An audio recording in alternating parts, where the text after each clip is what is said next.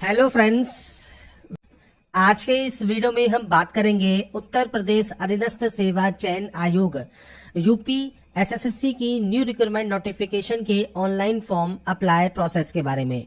तो फ्रेंड्स यहाँ पर देखिए, जो नोटिफिकेशन है ये आपके पीईटी 2025 एग्जाम के लिए जारी किया गया है, जिसके लिए आप ऑनलाइन आवेदन यहाँ पर कर सकते हैं।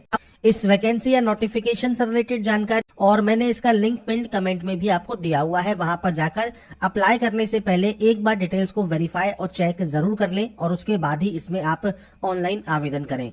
तो सबसे पहले देखिए, आवेदन करने से पहले नोटिफिकेशन को रीड आउट करना जरूरी है। प्री एलबीटी टेस्ट पीटी 2025 का ये नोटिफिकेशन है, जिसके लिए आप ऑनलाइन आवेदन कर सकते हैं 14 मई 2025 से, और ऑनलाइन आवेदन करने की लास्ट डेट है 17 जून 2025। इसमें फ्रेंड्स शुल्क समायोजन एवं आपके आवेदन में कोई भी संशोधन अगर आपको करना है तो आप 24 जून 2025 तक कर सकते हैं। इसके लिए फ्रेंड्स यहाँ पर देखिए, ऑल इंडिया कैंडिडेट एलिजिबल होते हैं। और अब यहाँ पर जो पीईटी 2025 का जो स्कोर कार्ड है वो भी फ्रेंड्स अब 3 साल तक वैलिड आपका रहेगा। इसके लिए आपको यहाँ पर देखिए, जो भी इंस्ट्रक्शंस आपको पढ़ने हैं वो इंस्ट्रक्शंस आप पढ़ सकते हैं। यहाँ पर फ्रेंड्स सबसे पहले आपको फोटोग्राफ अपलोड करना है, रजिस्ट्रेशन करना है, फॉर्म की डिटेल्स को फिल करना है और आपकी एप्लीकेशन फीस का पेमेंट आपको करना होगा। तो सबसे पहले हम बात करते हैं अभ्यर्थी का पंजीकरण मींस कैंडिडेट रजिस्ट्रेशन आप कैसे करेंगे। तो इसके लिए आपको आना होगा इस पोर्टल पर, और इस पोर्टल पर आने के बाद आपको देखिए यहाँ पर एक ऑप्शन मिलता है कैंडिडेट रजिस्ट्रेशन का। आप इस ऑप्शन पर क्लिक करेंगे। क्लिक करने के बाद फ्रेंड्स आपके सामने यहाँ पर देखिए आपकी जो डिटेल्स है वो देखने को मिल जाएंगी। 14 मई से फॉर्म स्टार्ट है, 17 जून तक आप इसमें आवेदन कर सकते हैं। एडवर्टाइजमेंट पढ़ सकते हैं, इंस्ट्रक्शंस पढ़ सकते हैं। इसके बाद आपको अप्लाई का एक ऑप्शन मिलेगा, आप इस पर क्लिक करेंगे। अब यहाँ पर देखिए 18 से 40 साल आपका एज क्राइटेरिया है और ये आपका 1/7/2025 को काउंट होगा। इसके बाद क्वालिफिकेशन भी अगर आपको चेक करनी है तो हाई स्कूल या उसके समकक्ष कोई भी आपके पास क्वालिफिकेशन है, मतलब 10वीं या उसके समकक्ष फ्रेंड्स आप पास आउट है तो आप इसमें आवेदन कर सकते हैं। बाकी इंटरमीडिएट पास आउट है या डिग्री है या पीजी डिग्री है तो ये आपके ऑप्शनल है। अगर है तो अच्छी बात है, नहीं भी है तो आप केवल 10वीं के बेसिस पर ही इसमें जो है आवेदन कर सकते हैं। अब यहाँ पर फ्रेंड्स अब आपको आवेदन करना है तो सबसे पहले आपको फ्रेंड्स यहाँ पर देखिए कैंडिडेट रजिस्ट्रेशन का एक ऑप्शन मिलेगा, आप इस पर क्लिक करेंगे। अब यहाँ पर फ्रेंड्स आपको कुछ इंस्ट्रक्शंस दिए गए हैं, जैसे आपका हाई स्कूल का जो अंक पत्र है, प्रमाण पत्र है, उसके अकॉर्डिंग आपको नाम और डेट ऑफ बर्थ एंटर करना है। और इसके बाद फ्रेंड्स इंस्ट्रक्शंस को रीड आउट करने के बाद आप यहाँ पर आई एक्सेप्ट पर क्लिक करेंगे और उसके बाद आई एक्सेप्ट यहाँ से कर देंगे। अब यहाँ पर फ्रेंड्स देखिए, आपसे पूछता है कि अगर आपने पहले पीईटी दिया हुआ है, मान लीजिए आपने पहले भी पीईटी का फॉर्म अप्लाई किया हुआ है, तो आप यहाँ पर यस पर क्लिक करेंगे और उसके बाद आप यहाँ से प्रोसीड करेंगे। और उसके बाद आपका पीईटी का रजिस्ट्रेशन नंबर, जो प्रीवियस पीईटी है उसका रजिस्ट्रेशन नंबर आपको देना होगा और उसके बाद आप यहाँ से जो है प्रोसीड कर सकते हैं और आपका जो फॉर्म है वो स्टार्ट हो जाएगा और बेसिक जानकारी आपको ऑटोमेटिक फिलअप मिलेगी। जिसके लिए फ्रेंड्स देखिए गाइडलाइन आपको कही गई है, ऐसे अभ्यर्थी जिन्होंने प्रारंभिक अर्हता परीक्षा पीईटी 2021, 22 और 23 में आवेदन किया है तो वो फ्रेंड्स उसी रजिस्ट्रेशन नंबर से लॉगिन कर सकते हैं। आपकी जो प्राथमिक सूचनाएं हैं वो आपको ऑटोमेटिक पहले से ही शो होंगी, तो आपको दोबारा से वो डाटा डिटेल फिल करने की जरूरत नहीं होगी। पर मान लीजिए आपका यहाँ पर फ्रेंड्स पहली बार आप यहाँ पर जो है इस फॉर्म को अप्लाई कर रहे हैं तो आप नो पर क्लिक करते हैं और आप उसके बाद प्रोसीड यहाँ से करते हैं तो आपका ये फॉर्म स्टार्ट हो जाएगा। रजिस्टर कैंडिडेट को ये जानकारी ऑटोमेटिक फिलअप मिलेगी, तो उनको ये फिल करने की जरूरत नहीं होगी। अब यहाँ पर क्या क्या जानकारी आपको फिल करनी है, सबसे पहले आता है कैंडिडेट का नाम। तो यहाँ पर फ्रेंड्स आपकी मार्कशीट के अकॉर्डिंग आपको यहाँ पर आपका नाम एंटर करना है। इसके बाद आपको यहाँ पर आपका जो फादर नेम है वो आपको एंटर करना है, आपका मदर नेम आपको यहाँ पर एंटर करना होगा। अब यहाँ पर एक ऑप्शन है डोमिसाइल का।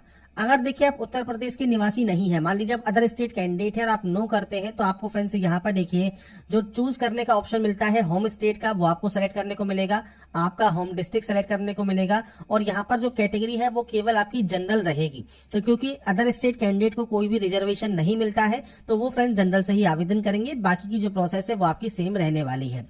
अब बात करते हैं, अगर आपका डोमिसाइल उत्तर प्रदेश है तो आप यहाँ पर यस करेंगे और उसके बाद अब आपके सामने देखिए मल्टीपल ऑप्शंस आते हैं, जैसे आप डिपेंडेंट हैं freedom fighter from Uttar Pradesh तो आप यस या नो कर सकते हैं। एक्स सर्विसमैन मान लीजिए आप हैं, एक्स सर्विसमैन पर्सन है उत्तर प्रदेश के, या ईसीओ है, एसएससी सीओ है, तो आप सेलेक्ट कर सकते हैं ऑप्शंस को और आपका जो सर्विस ड्यूरेशन है और आपका जो रिटायरमेंट डेट है वो आपको यहाँ पर देना होगा। अब यहाँ पर फ्रेंड्स मान लीजिए आप नहीं है तो आप सिंपली इस ऑप्शन पर भी नो कर सकते हैं। अगर आप पीएच कैटेगरी में आते हैं उत्तर प्रदेश के तो आप यस करेंगे। इसके बाद आता है विजन रिलेटेड डिसेबिलिटी है, या आपकी हियरिंग से रिलेटेड डिसेबिलिटी है, लोकोमोटर डिसेबिलिटी है, या फ्रेंड्स कोई भी साइकोलॉजिकल या न्यूरोलॉजिकल डिसेबिलिटी है, आप उसकी जानकारी दे सकते हैं। मल्टीपल डिसेबिलिटी है तो आप यस या नो कर सकते हैं। तो ये उस ऑप्शन के लिए है, अगर आप पीएच कैटेगरी में आते हैं तो आप यहाँ पर यस कर सकते हैं उस ऑप्शन के अकॉर्डिंग, नहीं है तो आप सिंपली यहाँ पर नो कर देंगे। इसके बाद अगर आप स्किल प्लेयर हैं उत्तर प्रदेश के तो आप यस कर सकते हैं। आपकी फ्रेंड्स कैटेगरी आपको सेलेक्ट करनी है ए, बी, सी और डी। अब ये क्या है, तो फ्रेंड्स जैसे कैटेगरी ए आपने सेलेक्ट किया तो यहाँ पर देखिए सब कैटेगरी आपकी आ जाएंगी। ऐसे ही कैटेगरी बी में आपको यहाँ पर अलग से ऑप्शंस मिलेंगे, और कैटेगरी सी में भी आपको यहाँ पर देखिए ऑप्शंस मिलते हैं, और कैटेगरी डी में आपको ये ऑप्शंस मिलते हैं। तो आपके अकॉर्डिंग इनमें से जिसमें भी आपने पार्ट लिया है उसके अकॉर्डिंग आपको कैटेगरी सेलेक्ट करनी है। पर अगर आप स्किल प्लेयर नहीं है तो आप इसमें भी नो कर सकते हैं। इसके बाद आता है आपका होम स्टेट, आप आपका होम स्टेट सेलेक्ट कर लीजिए, होम डिस्ट्रिक्ट सेलेक्ट कर लीजिए। इसके बाद कैटेगरी जनरल है तो जनरल सेलेक्ट कर लीजिए। अब जनरल में आता है ईडब्ल्यूएस, अगर आप ईडब्ल्यूएस से बिलोंग नहीं करते हैं तो सिंपली नो कर दीजिए। अगर आप ईडब्ल्यूएस से बिलोंग करते हैं तो आप यहाँ पर यस करते हैं, तो आप यहाँ पर यस कर सकते हैं। अब देखिए आर्थिक रूप से कमजोर वर्ग जो ईडब्ल्यूएस के अंतर्गत अगर आप आरक्षण का दावा करते हैं तो आपकी जो भी समस्त आय है वो 8 लाख से कम होनी चाहिए। इसके बाद आप इसे ओके करेंगे और उसके बाद फ्रेंड्स आप नेक्स्ट ऑप्शंस को फिल करेंगे। अगर आप फ्रेंड्स यहाँ पर बिलोंग करते हैं मान लीजिए ओबीसी कैटेगरी से तो आप ओबीसी सेलेक्ट कर सकते हैं। अगर आप बिलोंग करते हैं एससी या एसटी से तो आप एससी या एसटी सेलेक्ट कर सकते हैं। इसके बाद है आपका date of birth, date, month and year ये आपको यहाँ पर प्रोवाइड करना है। इसके बाद आपको आपका जेंडर सेलेक्ट करना है, आपका 10 डिजिट का मोबाइल नंबर देना है, आपकी मेल आईडी आपको देनी होगी एक्टिव एंड वैलिड। इसके बाद फ्रेंड्स अगर आप मैरिड हैं तो यस कर सकते हैं, नहीं है तो आप नो करेंगे। एम्प्लॉयमेंट डिटेल्स में अगर आप फ्रेंड्स यहाँ पर नॉट एन एम्प्लॉय है उत्तर प्रदेश गवर्नमेंट में, या एम्प्लॉय है उत्तर प्रदेश गवर्नमेंट में, या एक्स एम्प्लॉय है उत्तर प्रदेश गवर्नमेंट में, अपने अकॉर्डिंग ऑप्शन को सेलेक्ट करें। अगर आप एम्प्लॉय नहीं है तो आप not an employ of Uttar Pradesh government कर देंगे। इसके बाद अगर आपको एज में छूट चाहिए तो आप यस कर सकते हैं। क्यों चाहिए, तो आप गवर्नमेंट ऑर्डर के माध्यम से, कोर्ट ऑर्डर के माध्यम से, सेवा नियमावली के माध्यम से, या एनी अदर रीजन के माध्यम से आप इनमें से किस वजह से आपका यहाँ पर एज में छूट चाहते हैं तो वो आप यहाँ जानकारी देंगे। जैसे एनी अदर कर दिया तो आपको फ्रेंड्स यहाँ पर आपका डिपार्टमेंट नेम, गैजेट नोटिफिकेशन या ऑर्डर डेट आपको प्रोवाइड करना होगा। तो ये फ्रेंड्स आपको यहाँ पर उसके अकॉर्डिंग ऑप्शन देना है। अब ये फ्रेंड्स अदर देन है आपका जो एज में आपको छूट चाहिए, कास्ट कैटेगरी, सब कैटेगरी, उसके अलावा जो फ्रेंड्स यहाँ पर आपके एज रिलैक्सेशन के ऑप्शंस होते हैं वो आपको देखने को मिलते हैं, नहीं तो आप इसमें भी नो कर देंगे। इसके बाद आता है आपका यहाँ पर क्वालिफिकेशन। सबसे पहले आता है आपका हाई स्कूल।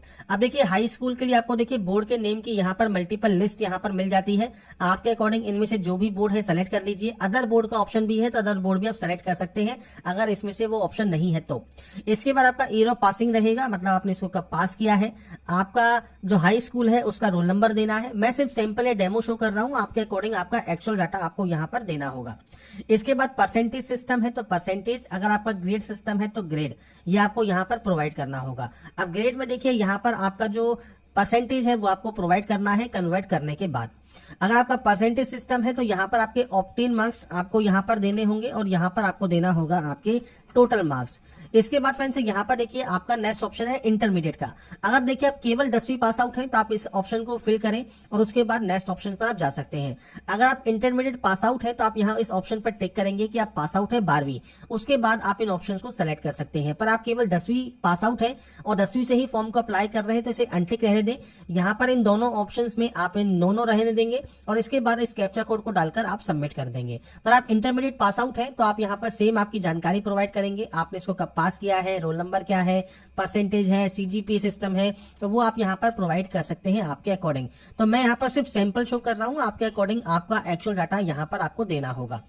ये देने के बाद नीचे आता है एडिशनल। अगर देखिए आप स्नातक उपाधि मतलब डिग्री अगर आपके पास है आप यस करते हैं तो आपके बोर्ड का नाम या यूनिवर्सिटी का नाम, ईयर ऑफ पासिंग क्या है, आपका सर्टिफिकेट या रोल नंबर क्या है, इशू डेट क्या है, इसके बाद फ्रेंड्स परसेंटेज सिस्टम है या ग्रेड सिस्टम है वो आपको देना होगा।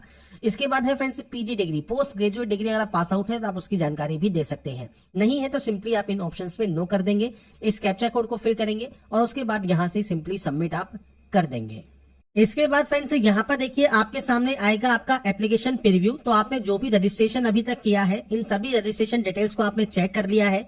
अगर आपको लगता है कोई गलती है तो आप उसे एडिट कर लें, कोई भी गलती नहीं है तो आप प्रोसीड करेंगे फोटोग्राफ एंड सिग्नेचर अपलोड करने के लिए। अब यहाँ पर फ्रेंड्स देखिए आपको फोटोग्राफ एंड सिग्नेचर अपलोड करना है। अब देखिए फोटोग्राफ के लिए जो गाइडलाइन दी गई है तो फ्रेंड्स यहाँ पर आप नीचे आते हैं सेकंड पॉइंट में जो कि है फोटोग्राफ और हस्ताक्षर अपलोड करना। तो देखिए फ्रेंड्स, यहाँ पर आपको इंस्ट्रक्शंस दिए गए हैं। अगर आपका चश्मा अगर आप पहनते हैं तो उसके अंतर्गत आपकी आंखें जो है वो साफ दिखाई देनी चाहिए, शीशा रंगीन नहीं होना चाहिए। इसके अलावा सफेद या हल्के ग्रे रंग की जो आपका बैकग्राउंड है वो आपका होना चाहिए। फोटो का आकार आपको दिया गया है 70% चेहरा कम से कम आपका उस फोटोग्राफ में होना चाहिए और फोटो 6 महीने के भीतर ही लिया गया हो, मतलब लेटेस्ट फोटो आपको यहाँ पर अपलोड करनी है 50 से 100 KB में।